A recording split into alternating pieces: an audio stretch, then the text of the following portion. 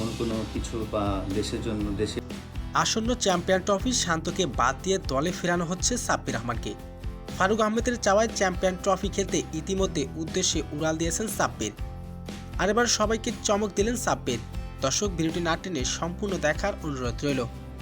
ইতিমধ্যে শুরু হয়ে গেছে আইসিসির ইভেন্ট চ্যাম্পিয়ন ট্রফি 2025 সালের এবারের আসর। চ্যাম্পিয়ন ট্রফিতে অংশগ্রহণ করছে 7টি দেশ, যাদের মধ্যে রয়েছে আমাদের বাংলাদেশ। চ্যাম্পিয়ন ট্রফি প্রথম ম্যাচে ভারতের বিপক্ষে হেরে গেছে টাইগাররা। সেই ম্যাচে ব্যর্থ হয়েছে বাংলাদেশের ওপেনার সৌম্য সরকার। বাংলাদেশের ক্যাপ্টেন নাজমুল হোসেনও তিনিও ব্যর্থ হয়েছেন। নাজমুল হোসেন শান্ত ভারতের বিপক্ষে এমন ব্যর্থতাকে মেনে নিতে পারেনি বাংলাদেশ ক্রিকেট বোর্ডের ফারুক আহমেদ। তাই তো শান্তকে বাদ দিয়ে দলে ফিরেছেন বাংলাদেশের হার্ড হিটার ব্যাটসম্যান সাব্বির রহমানকে। সাব্বির রহমান বিপিএলে খেলেছিলেন দুর্দান্ত এক ইনিংস।